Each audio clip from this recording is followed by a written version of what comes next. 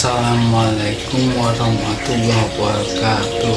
Selamat datang di jalan surga. Semoga ceramah kali ini yang dibuat Ustadz Abu Hurairah bisa membuat tebal keimanan kita kepada Allah Subhanahu wa Ta'ala.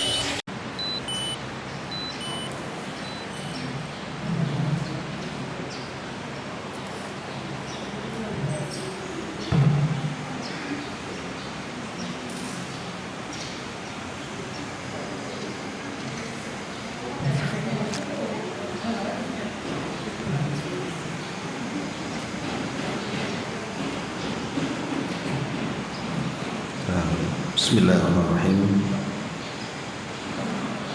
Assalamualaikum warahmatullahi wabarakatuh.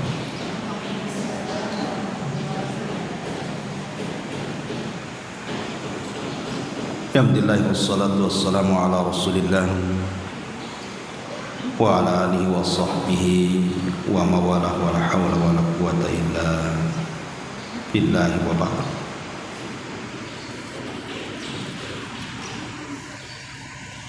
Alhamdulillah, di pagi ini kita bisa kumpul kembali untuk bertolabul ilmi, dan kita masih melanjutkan kajian kita, masih membahas 175 jalan menuju surga. Tafsir ya? Anda nggak baca pula, tadi WA ya?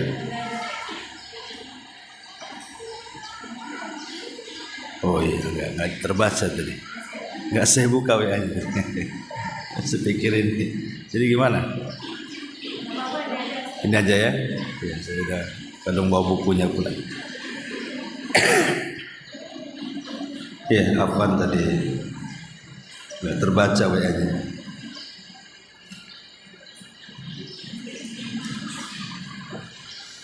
Kita masuk pada poin yang ke-11,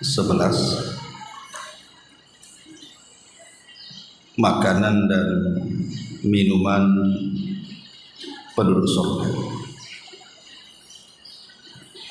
Nabi SAW bersabda,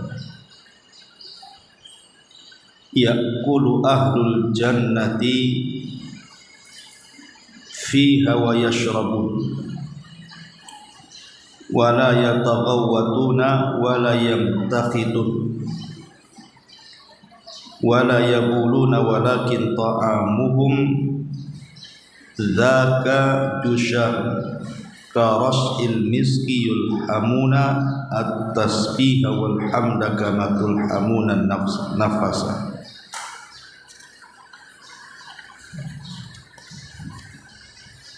Para penduduk surga akan makan dan minum di dalamnya.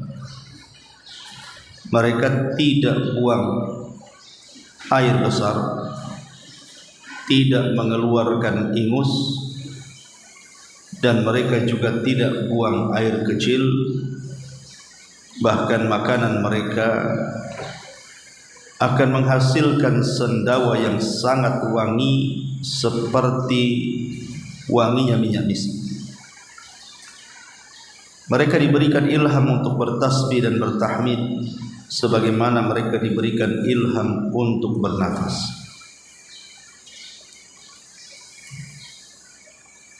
Kemudian hadis kedua, an Abi Umamah radhiyallahu anhu qala, inna rajula min ahlil jannati la yashtahi syaraba min syarabil jannati fayaji'ul ibrik fayaqa'u fi yadihi fayashrabu thumma ya'udu ila makan. Dari Abu Umamah radhiyallahu anhu secara marfu dia berkata, sungguh salah seorang dari penduduk sorga jika hendak minum dari minuman sorga, sebuah teko menghampirinya dan berada tepat di tangannya. Lalu dia pun minum, kemudian teko tersebut kembali ke tempatnya. Dan hadis yang ketiga, an Abi Umamah radhiyallahu anhu qala, anna ar-rajula min ahlil jannati la yashtahi at-tayra min at-tuyuril jannah fayaqa'u fi yadihi munfaliqan nadaja. Dari Umamah Al-Bahili radhiyallahu anhu berkata, sesungguhnya salah seorang dari penduduk sorga jika menginginkan seekor burung dari burung-burung sorga, maka burung itu akan berada tepat di tangannya dalam keadaan matang dan siap santap. Baik. Ma'asyiral muslimat yang dimuliakan Allah Subhanahu wa taala. Kita akan membicarakan tentang masalah makanan dan minuman penduduk surga. Ma'asyiral muslimat yang dimuliakan Allah Subhanahu wa taala. Ketika penduduk surga masuk ke dalam surga, maka mereka akan disuguhkan makanan pertama kali dalam bentuk qit'atu kabidil hud, potongan yang menempel pada hati ikan paus. Dan itu disebutkan dalam sebuah hadis dari Thauban maulan Nabi sallallahu alaihi wasallam, bekas budak Rasul yang dimerdekakan. Jadi beliau bercerita, ada seorang Yahudi bertanya kepada Nabi sallallahu alaihi wasallam, "Fama tuhfatuhum hina yadkhulunal jannah?" Rasul, apa yang diberikan kepada mereka penduduk sorga dari makanan khusus ataupun hadiah makanan khusus kepada penduduk sorga? Qala, maka Rasul mengatakan, ziyadatu kabidin nuni, hati, potongan hati ikan paus. Jadi maksudnya ziyadah itu ada potongan hati yang menempel di hati yang besar, dan itu adalah makanan yang paling lezat dari makanan-makanan penduduk surga. Qala, maka Yahudi ini mengatakan, fama qidauhum ala ithriha, apa menu mereka selanjutnya?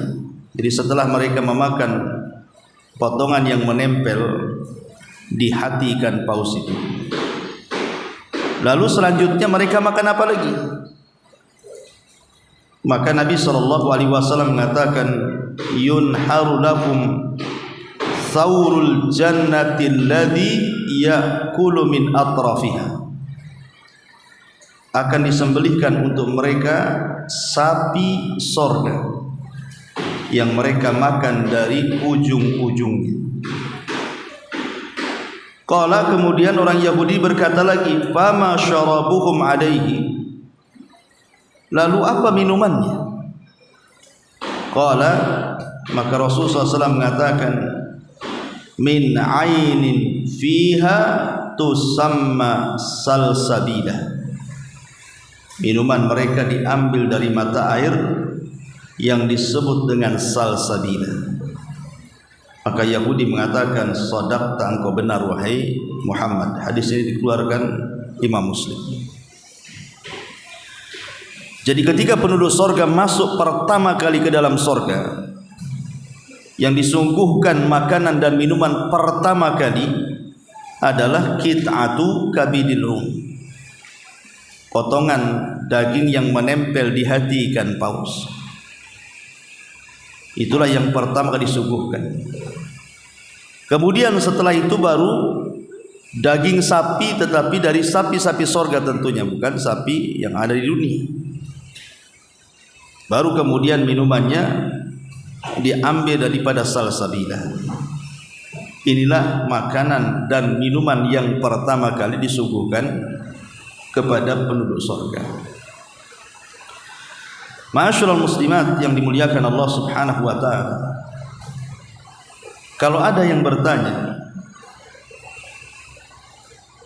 Untuk apa penduduk sorga itu makan dan minum? Seandainya mereka tidak makan, tidak minum pun, mereka akan hidup. Karena di sorga itu kan tempat abadi, tidak mungkin mengalami kematian. Lalu untuk apa makanan, untuk apa minuman? Karena sepengetahuan kita di dunia, makanan dan minuman itu kan untuk bertahan hidup. Kalau ibu tidak makan 1 bulan mati, tidak minum 1 minggu mati kan begitu. Artinya makanan dan minuman yang ada di dunia ini dalam rangka bertahan hidup. Lah sementara di sorga itu kan tidak ada kematian. Karena ketika semua orang masuk ke dalam sorga itu, kematian itu akan dibentuk dalam bentuk aslinya berupa kambing gibas, kemudian disembelih di antara sorga dan neraka. Kemudian akan dikatakan kepada penduduk sorga, khuludun la mautalakum, kekalah kalian dan tidak ada kematian bagi kalian. Ma'asyiral muslimat yang dimuliakan Allah Subhanahu wa taala, Al-Imam An-Nawawi menjawab dalam kitabnya Syarah Sahih Muslim. Beliau mengatakan, ya'kulu ahlul jannati fiha wa yashrabun madhhabu ahli sunnati wa ammatil muslimin, anna ahlal jannati ya'kuluna fiha wa yashrabun yatana'amuna bidzalika. Ketika Rasul menceritakan penduduk sorga itu makan dan minum, itulah madhab ahli sunnah, dan itu madhab seluruh kaum muslimin, bahwa penduduk sorga itu makan dan minum hanya untuk sekedar kelezatan nikmat Allah Azza. Mereka hanya menikmati kelezatan saja, bukan untuk bertahan hidup. Jadi sekali lagi saya ulangi bahwa makanan yang dimakan penduduk sorga, minuman yang diminum penduduk sorga itu hanya untuk lezat-lezatan saja, bukan untuk menopang hidup sebagaimana penduduk dunia. Itu adalah bagian daripada kesempurnaan nikmat yang ada di sorga. Karena walaupun mereka makan dan minum sepuas mereka, bahkan mereka diberikan kekuatan yang luar biasa untuk makan dan minum itu, tetapi mereka tidak pernah buang hajat dan tidak pernah kencing ataupun buang hajat besar, tidak. Lalu bagaimana caranya kemudian mengeluarkan makanan yang kita makan itu atau minuman yang kita minum itu? Dengan cara berkeringat atau bersendawa. Jadi cara mengeluarkannya cuma 2, sendawa atau berkeringat. Sementara keringat dan sendawanya semuanya sangat wangi, tidak ada bau di sorga itu. Ma'asyiral muslimat yang dimuliakan Allah Subhanahu wa taala, adapun selain makanan pertama kali dimakan oleh penduduk sorga tadi, ya tentu semua makanan yang ada di dunia semua tersedia di sorga, ya kan? Apa yang kita makan di dunia semua tersedia di sorga. Tetapi kesamaan dan kemiripan makanan dunia dan makanan sorga itu hanya sekedar di nama saja. Nama boleh sama, tetapi rasa tentu berbeda. Kata Abdullah bin Abbas radhiyallahu anhuma, kesamaan sorga dan dunia itu hanya di nama saja, bukan di hakikat. Di dunia ada pisang, di sorga ada pisang. Di dunia ada kurma, di sorga ada kurma. Di dunia ada anggur, di sorga ada anggur. Dan begitu seterusnya. Itu hanya kesamaan nama saja, tapi tentu rasa akan berbeda, karena yang namanya sorga itu mala ainun ra'at wala udhunun sami'at wala khatar ala qalbi bashar. Tidak bisa terlihat mata, terdengar telinga, bahkan terlintas pun tidak bisa. saking nikmatnya gitu. Ma'asyiral muslimat yang dimuliakan Allah Subhanahu wa taala.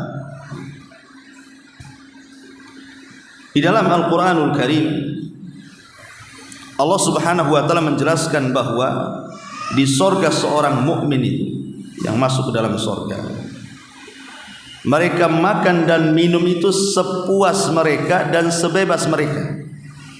Jadi mereka puas memakan dan bebas mau makan apa saja, puas mau minum dan bebas untuk minum apa saja. Seperti Allah Subhanahu wa taala mengatakan dalam surah Al-Waqiah ayat 20-21, wa faqihatin mimma yatakhayyarun wa lahmi tairin mimma yashtahun, dan buah-buahan dari apa yang mereka pilih. Kalimat mimma yatakhayyarun, dari apa yang mereka pilih, maknanya sesuai dengan selera kita. Kalau di dunia tidak bisa kita ini makan sesuai selera, apalagi makannya yang sifatnya buah-buahan yang bermusim kan. Kadang-kadang kita ngidam ingin makan buah tertentu, tapi karena tidak musim ya tidak ada juga, hanya bayangan saja.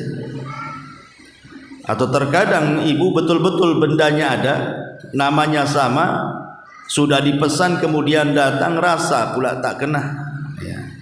Itulah di dunia seperti itu. Tapi di sorga itu baik rasa, warna, bentuk atau apa saja itu sesuai dengan yang kita kehendaki. Itu makna mimma yatakhayyar. Kemudian walahmi tairin, dan daging burung. Kalimat tair ini kan nakirah. Ada yang memahami lahmi tairin itu maksudnya dan daging-daging binatang-binatang yang terbang.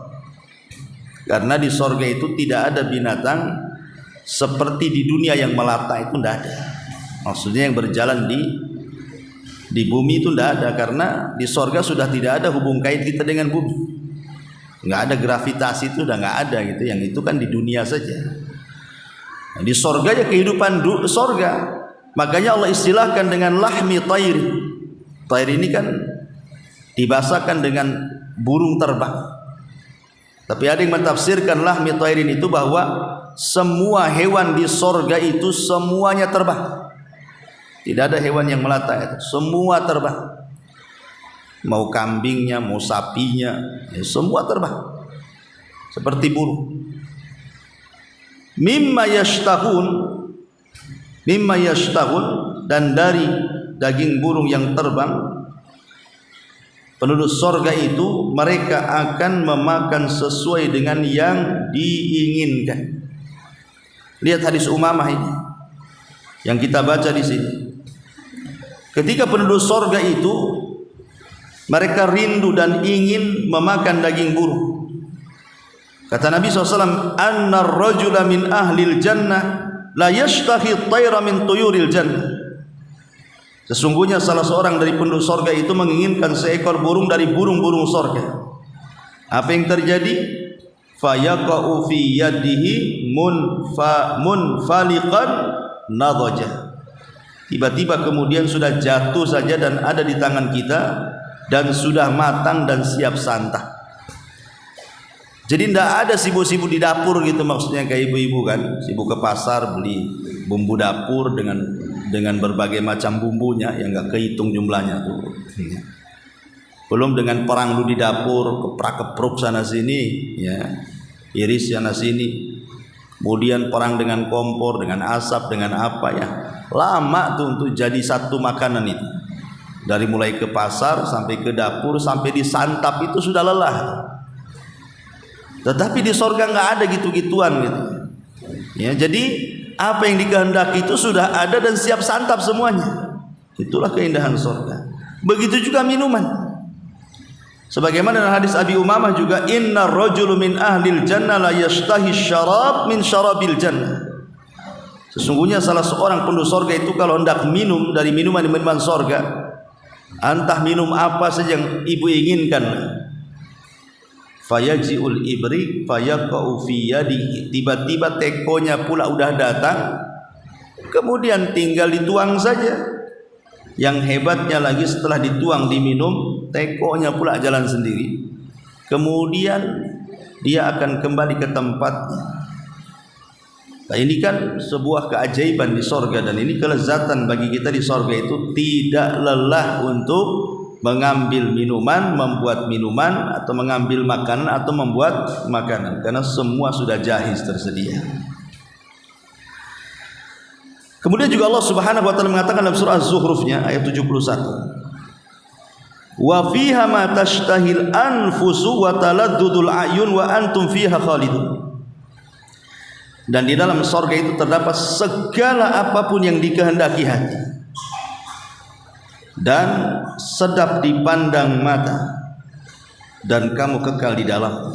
Coba lihat bagaimana Allah Subhanahu wa taala memberikan nikmat surga luar biasa. Jadi apapun yang diinginkan kita itu ada. Bukan hanya ada, sedap lagi dipandang.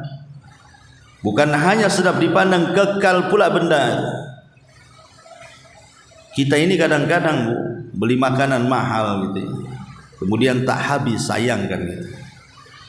Ibu ke warung, ke restoran, sekali makan rupanya habis 3-4 juta gitu. Adalah karena tidak habis, ibu pengen bungkus kan, karena sudah kenyang pun sampai di rumah nggak dimakan juga, paksa masuk kulkas ya, dengan tujuan besok lah mau dimakan. Pas besok kadang-kadang basi pula, ya nggak kekal makanannya. Harus sekarang dimasak, sekarang pula kemudian dimakan, itulah baru segar makanan di dunia. Di sorga itu tidak. Wa antum fiha khalidun. Kemudian juga Allah Subhanahu wa taala mengatakan kulu washrabu hani'an bima aslaftum fil ayyamil khadiyah, dalam surah Al-Haqqah 24. Makan, minum dengan sedap disebabkan amal yang telah kamu kerjakan. Ya. Allah katakan apa? Hani'an. Semua makanan, semua minuman itu semua sedap. Makanya sering saya katakan Bu, saya pernah juga kena prank. Tengok GoFood, gambarnya cantik-cantik. Wah enak kali, nampaknya enak. Sekali dipesan beda pula dengan gambar. Pas dimakan asin semua. Ini mau kawin lagi, mau masak, saya bilang kan. Ini kadang-kadang kita ini sudah pengen selera gitu, pas ketemu makanannya tak jadi dimakan akhirnya. Lah itu contoh bagaimana di dunia ini kadang pas kena lidah ya sedap, mungkin bisa diulangkan gitu. Kadang tak kena lidah tak sedap, tak bisa diulang lagi.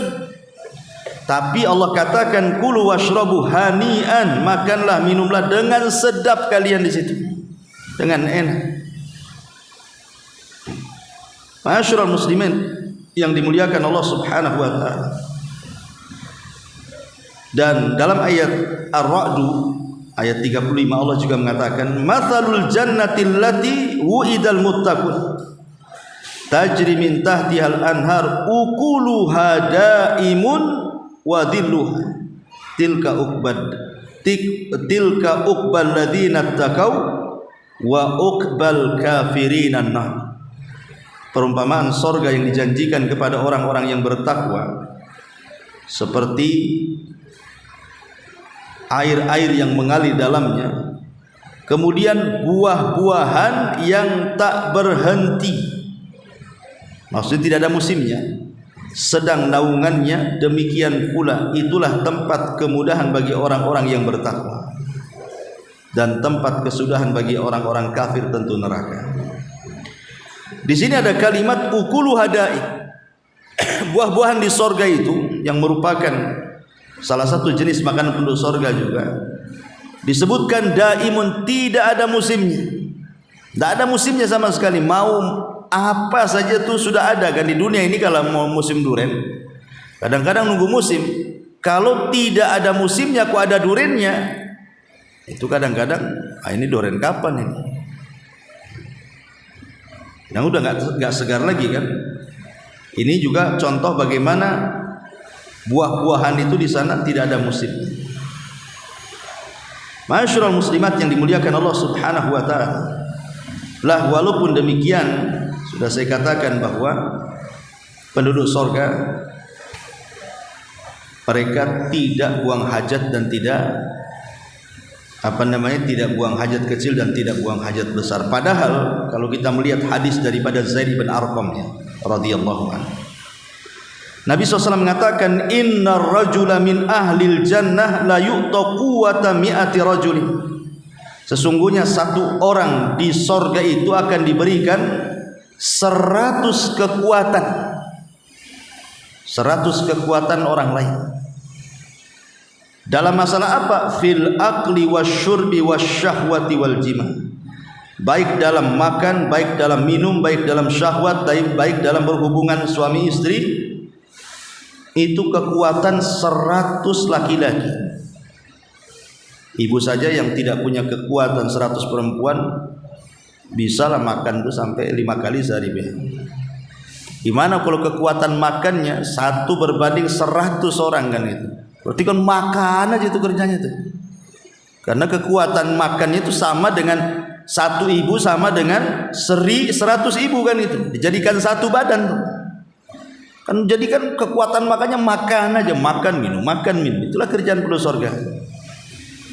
Tetapi anehnya tadi tidak buang hajat kecil, tidak buang hajat besar, hanya dikeluarkan lewat sendawa dan keringat saja. Ini kalau cerita makanan. Kalau cerita minuman di surga juga macam-macam bentuknya. Ada yang disebut dengan mata air tasnim. Jadi mata air minuman di surga itu dalam bentuk mata-mata air. Jadi datang ke sumber mata air, di situ minum. Allah Subhanahu wa taala berfirman, yusqauna mir rahiqim makhtum khitamuhu mis wa fi dzalika falyatanafasil mutanafisun wa mizazuhu min tasnim ainan yashrabu bihal muqarrabun. Mereka diberi minum dari khamr yang sangat murni tapi tidak memabukkan, yang tempatnya masih ditutup alias masih disegel, penutupnya dari kasturi. Saya aja kadang-kadang Bu beli minum teh botol gitu ya, terus taruh di mobil, lupa seminggu nggak diminum. Ya, lupa itu seminggu nggak diminum, padahal segelnya belum dibuka tuh, masih kuat juga, rasanya sudah lari Bu. Mungkin karena kepanasan ya. Tapi lihat bagaimana di surga ini, setiap kita minum itu memang penutupnya itu masih tersegel dari minyak kasturi. Dan untuk demikian itu hendaklah orang-orang berlomba-lomba, dan mereka akan minum dari campurannya dari tasnim. Apa tasnim itu? Mata air yang diminum oleh mereka yang dekat kepada Allah Subhanahu wa taala. Berarti minuman tasnim ini minuman lezat sekali karena diberikan kepada orang-orang yang muqarrabun. Kemudian yang kedua, mata air salsabila, dan itu disebutkan dalam surah Al-Insan ayat 17-18. Wa yusqauna fiha ka'san kana mizajuha zanzabila ainan fiha tusamma salsabila. Di dalam surga itu mereka diberikan minum segelas minuman yang dicampurnya ada jahe. Bahasa kitanya wedang jahe lah kan itu. Surga ada wedang jahe juga, yang didatangkan dari sebuah mata air yang disebut dengan salsabila. Jadi di antara minuman di surga itu ada khamr yang dicampur dengan jahe. Lah jahe tersebut diambil dari mata air salsabila. Itulah minuman penduduk surga. Karena di surga itu banyak mata air bermacam-macam. Kemudian yang ketiga diambil dari mata air al-kafur. Sebutkan dalam surah Al-Insan ayat 5-6, innal abrara yashrabuna min ka'sin kana mizajuha kafura ainan yashrabu biha ibadullah yufajjirunaha tafjira. Sesungguhnya orang-orang yang berbuat kebajikan, mereka minum dari segelas berisi minuman yang campurannya adalah air kafur. Apa itu air kafur? Mata air di dalam sorga, yang daripadanya hamba-hamba Allah minum, yang mereka dapat mengalirkannya dengan sebaik-baiknya. Jadi maksud air kafur di sini artinya khamr yang dicampur dengan kafur. Ya tentu kafur di dunia mungkin beda dengan kafur yang ada di sorga kan gitu. Dan itu menunjukkan bahwa penduduk sorga ini macam-macam minumannya. Bahkan kemarin kita sudah dijelaskan ada satu sungai madu semua bisa diminum. Ada satu sungai susu bisa diminum. Ada satu sungai khamr semua bisa diminum. Ada air yang tawar pun ada juga, semua bisa diminum. Jadi minuman di sorga itu macam-macam gitu. Ini yang disebut saja dalam Quran, yang tidak disebut tentu berbagai macam lagi kan gitu. Dan ini menunjukkan keindahan dan kenikmatan sorga. Tapi ini kalau kita bicara soal makanan dan minuman penduduk sorga. Kemudian kita masuk pada sifat pakaian penduduk sorga dan jubah-jubah mereka. Allah Subhanahu wa taala berfirman dalam surah Al-Kahfi 31, "Ulaika lahum jannatu adnin tajri min tahtihimul anhar yukhallawna fiha min asawira min dhahabin wa yalbasuna thiyaban khudran min sundusin wa istabrakin muttaqiina fiha 'alal araiki ni'mat thawab wa hasunat murtafaqa." Mereka adalah orang-orang yang bagi mereka sorga Aden mengalir sungai-sungai di bawahnya. Dalam sorga itu mereka dihiasi dengan gelas emas, gelang emas, dan mereka memakai pakaian hijau. Dari sini kita tahu warna pakaian penduduk sorga yang paling diminati adalah hijau. Ya, jadi warna hijau adalah warna favorit pakaian penduduk sorga. Karena di sini Allah mengatakan dan mereka memakai pakaian hijau dari sutra yang halus. Ya, itu disebut khudron, itu sutra yang halus. Dan juga sutra yang tebal itulah yang disebut sutra halus disebut sundus. Adapun sutra yang tebal disebut istabrak. Kemudian muttaqiina fiha 'alal ara'i, sambil bersandar di atas dipan-dipan yang sangat indah. Itulah pahala yang sebaik-baiknya dan tempat istirahat yang indah. Ma'asyiral muslimat yang dimuliakan Allah Azza wa Jalla, kita tahu bahwa saat manusia dibangkitkan, manusia dibangkitkan itu kan khufatan uratan ghurlan buhman, dibangkitkan tanpa berpakaian, tanpa dikhitan, tanpa bersandal, dan tanpa ada satu harta di badan. Artinya murni bangkit itu ya tidak apa-apa, enggak memiliki apa-apa dan enggak bawa apa-apa, telanjang bulat seperti itu. Maka yang pertama kali diberikan pakaian siapa? Ibrahim. Nabi Ibrahim itulah pertama kali diberikan pakaian oleh Allah Subhanahu wa taala. Baru kemudian yang lainnya kan gitu. Tentu ya semua orang akan berpakaian. Tetapi yang pertama kali diberikan pakaian itu adalah Nabi Allah Ibrahim alaihi salatu wassalam. Lah ketika kemudian manusia masuk ke dalam sorga, maka mereka akan diberikan pakaian yang luar biasa. Begitu juga penduduk neraka juga akan diberikan pakaian yang mengerikan tentunya untuk mereka. Disebutkan dalam sebuah hadis, jadi satu hari disebutkan dalam hadis Bara bin Azib radhiyallahu anhu, Nabi SAW suatu hari mendapatkan hadiah. Rasul itu dapat hadiah berupa pakaian yang terbuat dari kain sutra, dan warnanya dalam riwayat hijau gitu ya. Kain sutra yang warna hijau dihadiahkan. Entah dari mana Rasul dapat hadiah itu. Jadi ketika para sahabat melihat pakaian itu yang tidak pernah sebelumnya mereka melihatnya, heran para sahabat. Indah sekali, karena nggak ada yang punya pakaian seperti itu. Jadi orang-orang yang melihatnya itu merasa takjub gitu ya. Maka Nabi SAW mengatakan, atajabuna min hadza, apakah kalian heran dengan pakaian ini? Ya. Maka semua sahabat mengatakan, na'am, tentu ya Rasul, karena kami baru pernah melihatnya dan indah sekali pakaian itu. Apa kata Nabi SAW? Manadilu Sa'd bin Mu'adz fil jannah khairun min hadza. Kalian tidak perlu heran ya, kain lapnya Sa'ad ibn Mu'adz itu jauh lebih indah dibandingkan baju yang kalian anggap indah ini.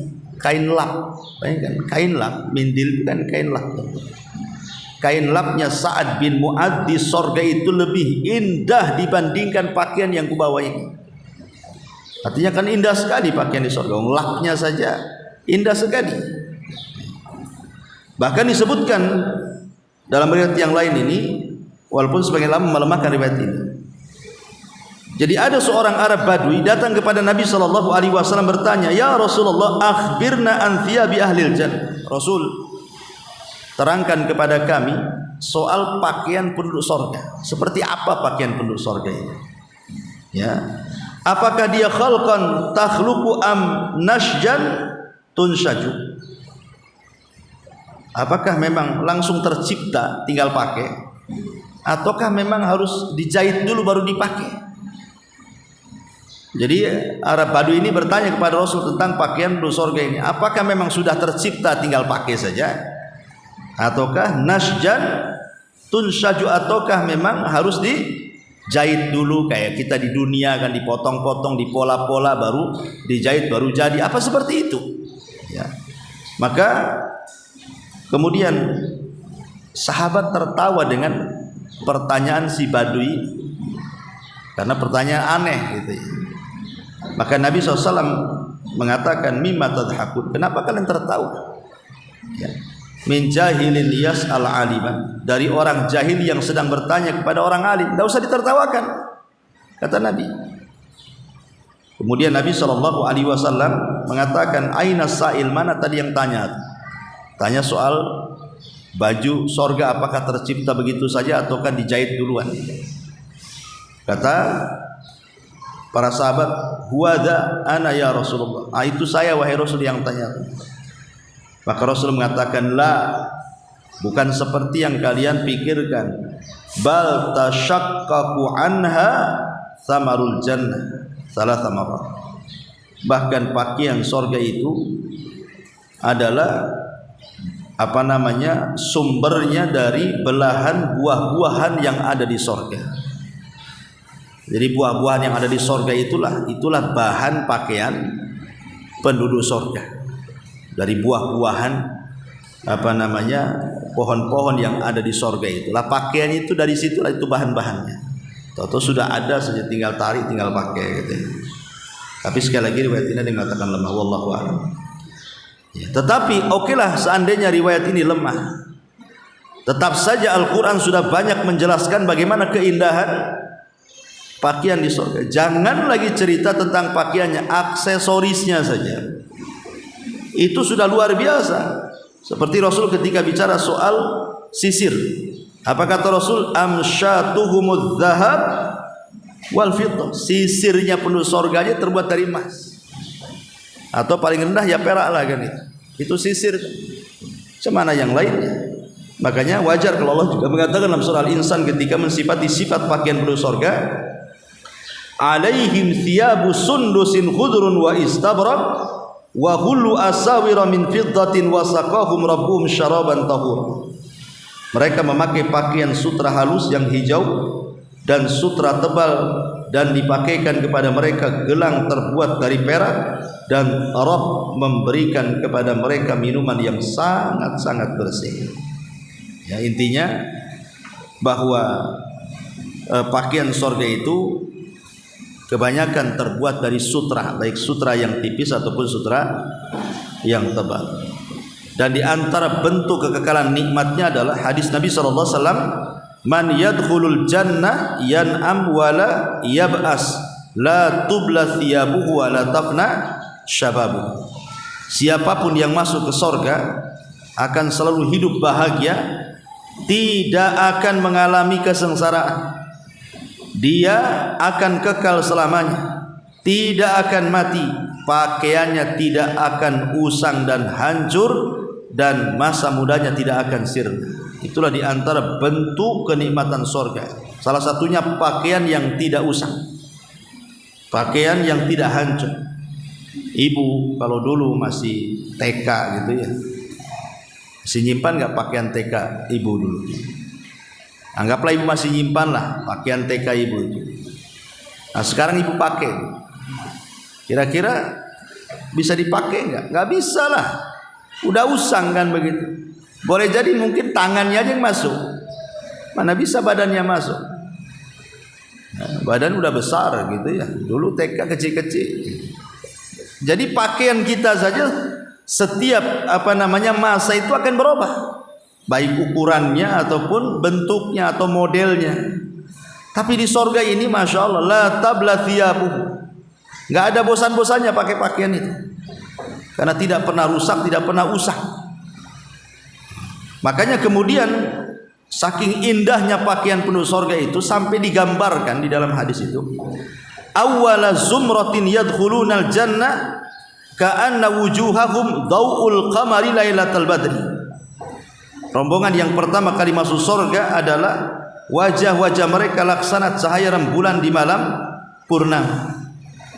Kemudian wa zumratus tsaniyatu, dan rombongan kedua, ala launi ahsan kaukabin durrin fis sama, laksana bintang yang sangat terang di langit. Likulli rajulin minhum zaujatan minal huril in, bagi setiap laki-laki di antara mereka mendapatkan 2 istri dari kalangan bidadari. Ala kulli zaujatin sab'una hullatan. Kemudian di sini disebutkan bagi setiap laki-laki di antara mereka mendapatkan 2 istri dari kalangan bidadari, setiap satu istri memakai 70 jubah, bayangkan. Jadi ibu merangkap-rangkap tuh pakaiannya. Karena di sini Rasul mengatakan apa? Ala kulli zaujatin sab'una hullatun. Jadi setiap satu istri memakai 70 jubah. Jadi dirangkap-rangkap tuh pakaiannya dari kain sutra. Kemudian yura mukhusukihima min wara'i luhumihima. Kemudian sumsum betisnya dapat terlihat dari balik daging dan jubah mereka. Artinya walaupun berlapis-lapis itu masih nerawang gitu maksudnya ya. Nah, bukan kayak pakaian di dunia. Ibu aja pakai pakaian tertutup kayak gini, kalau sudah mati listrik kan gerah bukan? Itu baru 1 lapis. Coba 7 lapis bu. Apa enggak di steam di sauna tuh? Ya keringatan semuanya lah kan. Tapi di sorga seperti itu. Ya justru semakin banyak pakaian yang dirangkap itu semakin indah. Itu saja masih nerawang, sumsumnya masih kelihatan di balik dagingnya dan di balik bajunya gitu. Tidak bisa disifatkan saking indahnya. Dan jubah mereka sebagaimana minuman yang berwarna merah dapat terlihat dari gelas yang putih. Jadi kalau ada gelas yang putih, kemudian airnya warna merah, kan nampak atau isinya. Subhanallah. Jadi jubah mereka bisa terlihat tuh dari dari luar sebagaimana yang jadi ibu kan anggaplah ibu 70 itu mungkin pakai 70 warna umpamanya kan. Mungkin mudahnya seperti itulah analoginya. Jadi setiap satu jubah itu beda warna. Kemudian ibu pakai 70-nya. Itu masih nampak nerawang ke dalam tuh. Ini lapisan ini warnanya apa, lapis ini warnanya apa. Seperti di sini Rasul contohkan seperti air yang berwarna merah di dalam gelas putih, kan nampak ke dalamnya. Nah, seperti itu. Jadi berkilau-kilau lah Bu. Karena kalau pakai pakaian yang beda-beda warna, nampak semuanya dari warna pertama, lapisan kedua, ketiga, keempat sampai gitu. Berarti kan berkilau-kilau tuh jadinya. Kayak pelangi jadinya kan. Nah, itu kan luar biasa. Tapi kalau ibu di dunia pakai pakaian yang banyak warnanya, norak katanya. norak kali gitu kan. Kalau di sorga justru berbagai macam warna itu jadi sebuah keindahan. Ini juga diantara pakaian-pakaian sorga yang disebutkan di dalam hadis-hadis dan riwayat-riwayat. Intinya bahwa semua pakaian yang di sorga itu sangat indah, tetapi dari segi warna memang warna dominan ke warna hijau ya, yang ada di sorga ini. Bukan berarti warna yang lain tidak ada, ya ada. Ini warna dominan penduduk sorga. Wallahu alam. Saya kira cukup 2 poin saja, makanan dan minuman serta sifat pakaian penduduk sorga. Tapi sebelum saya tutup, silakan kembali.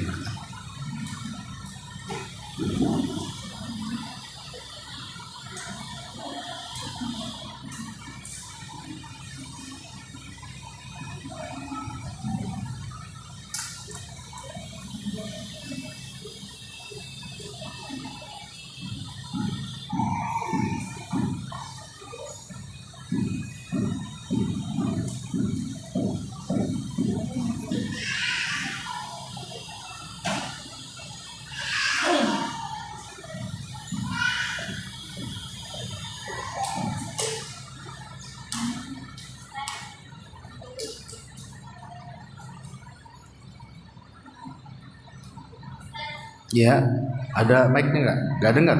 Pakai mic.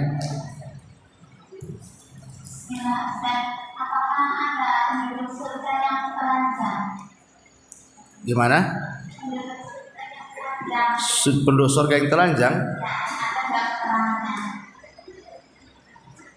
Penduduk surga tidak ada lah, penduduk surga pakai pakaian semuanya lah.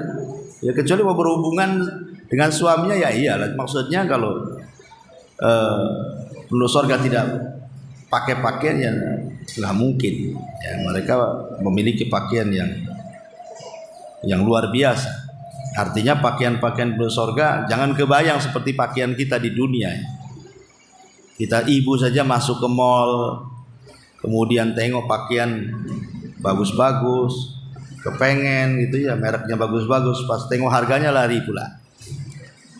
Jadi hanya dibayangin saja kapan punya ini, kapan punya ini. Tengok harganya, mak 5 juta dari mana duit saya kan itu. Di surga nggak ada gitu ya. Memang pakainya pun indah-indah, nggak usah beli. Ya. Tinggal pakai saja. Dan pakaian itu bagian daripada keindahan.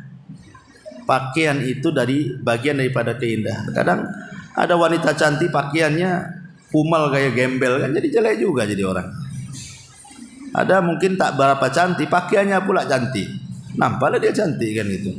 Jadi pakaian itu kadang-kadang mempengaruhi kecantikan, ketampanan seseorang. Wallahu a'lam.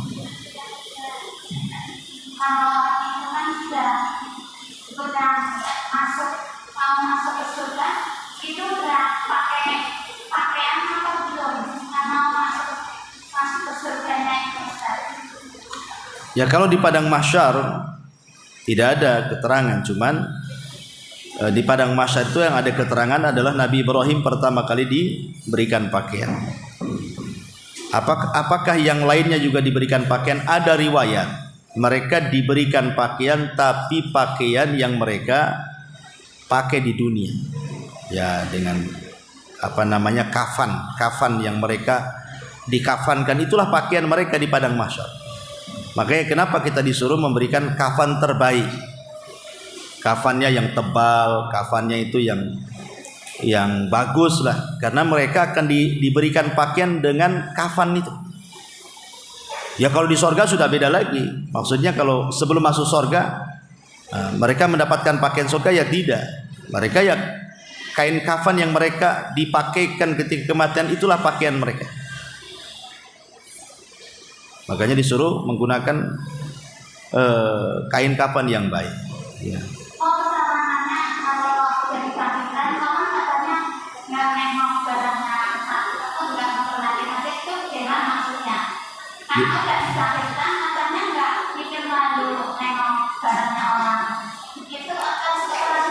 Itu pernah ditanyakan oleh Aisyah radhiyallahu anha kepada Rasul. Karena Aisyah itu kan wanita yang paling memiliki rasa malu. Dia mengatakan, Rasul, kalau semua orang telanjang, Mungkinkah aurat kami dipandang orang lain? Aisyah malu. Tapi Rasul mengatakan, ya Aisyah, asya'nu yawma idzin azim. Perkaranya pada hari itu sangat dahsyat. Gak mungkin orang melihat aurat orang lain itu. Dia sendiri dah kebingungan. Melihat diri sendiri itu sudah stres. Gak mungkin memperhatikan orang. Karena dahsyat sekali pada hari itu. Gak mungkin orang perhatikan orang lain. Oh, di dunia iyalah. Orang lewatnya ditengokin aja. Mulai pakaiannya, jalannya, mukanya. Nah, di akhirat mana bisa nengok-nengok orang tuh. Jadi walaupun mereka dibangkitkan tanpa berpakaian alias telanjang nampak auratnya, tapi tidak ada yang memandang satu dengan yang lain tuh. Karena saking dahsyatnya hari itu ya. Wallahu a'lam.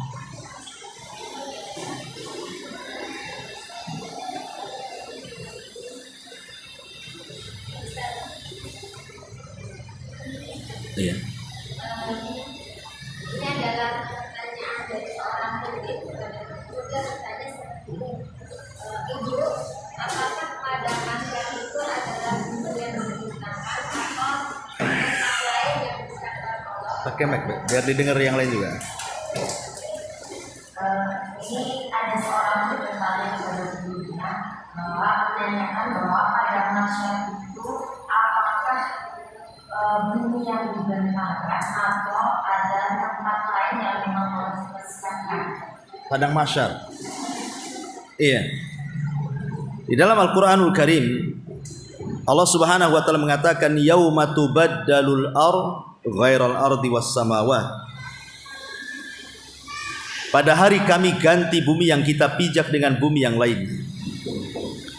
Memang terjadi banyak penafsiran para ulama pada hari ketika bumi diganti dengan bumi yang baru.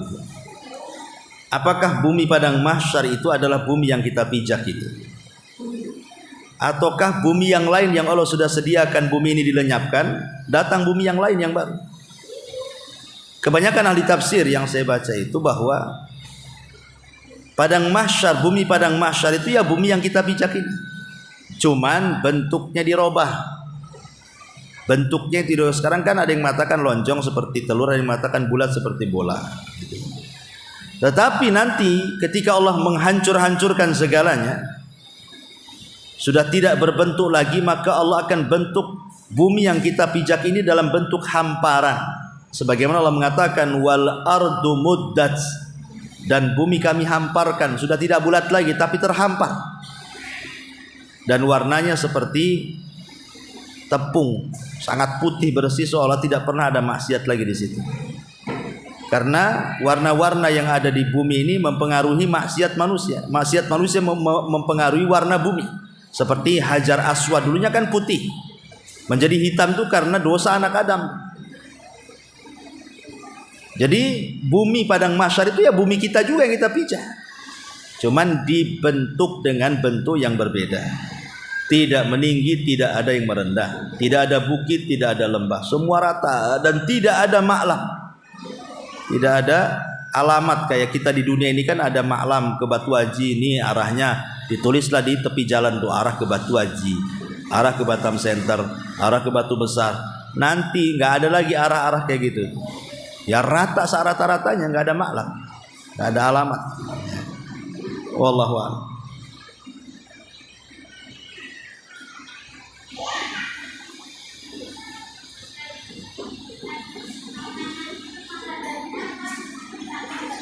Pakai mic nggak dengar apa?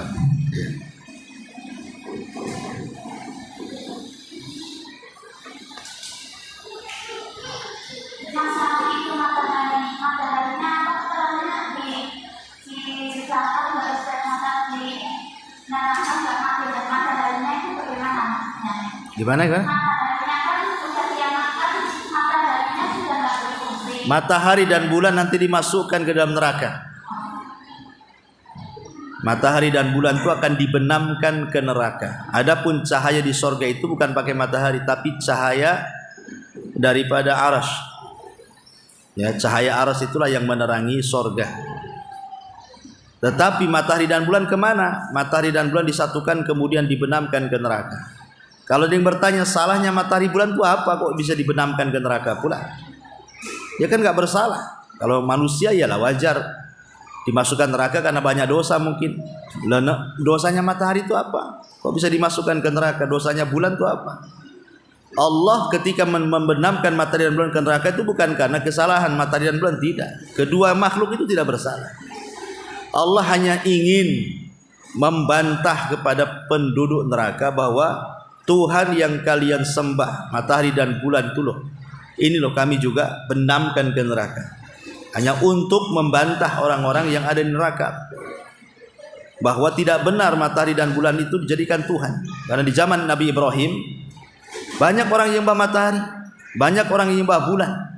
Makanya Allah Subhanahu wa taala mengatakan la tasjudu lisyamsi wala lilqamari wasjudu lillahi alladzi khalaqahunna in kuntum iyyahu ta'budun.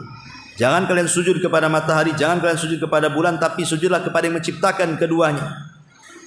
Nah, sebagai bentuk bahwa matahari bulan itu bukan Tuhan, makanya dibenamkan ke neraka. Biar para penyembah matahari tahu bahwa matahari dan bulan itu bukan Tuhan. Nah, itu diantara hikmah kenapa matahari dan bulan itu dibenamkan ke neraka. Wallahu a'lam. Baik, saya kira sudah jam 10 juga. Tutup subhanahu wa hamdika asyhadu an la ilaha illa anta astaghfiruka. Alhamdulillah Anda telah menyimak ceramah Ustadz Abu Humairoh. Semoga bisa memperdalam keimanan kita kepada Allah. Amin. Wassalamualaikum warahmatullahi wabarakatuh.